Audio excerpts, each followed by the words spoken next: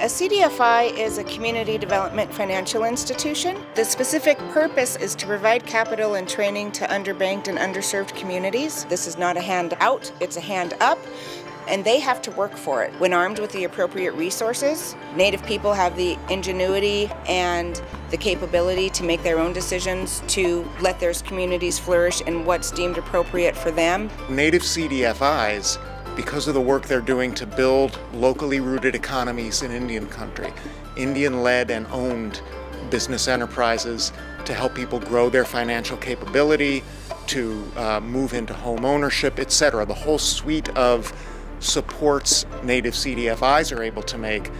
For us, it's a pretty obvious space that ought to be invested in by philanthropy, but also by impact investors and others who want to help communities lift themselves up. With us as a Native CDFI, we understand the community. I mean, we're culturally based.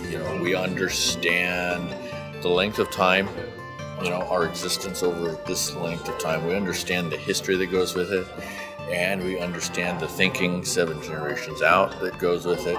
Those funders that do have the capital that are wishing to invest, they should really take the opportunity to get to know these incredible CDFIs that are here.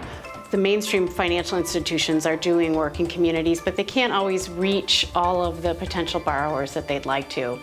And so the CDFI industry is really a sister or a cousin, I would say, of mainstream financial institutions and helps extend that reach. And so it makes a lot of sense for those larger financial institutions to support the Native CDFI sector because of the immense need in the communities that they serve. If you're investing in them, you're investing in the communities and the people that they are lending to. The goal is to build the strength and capacity of those borrowers and ultimately create more wealth and more opportunity in communities.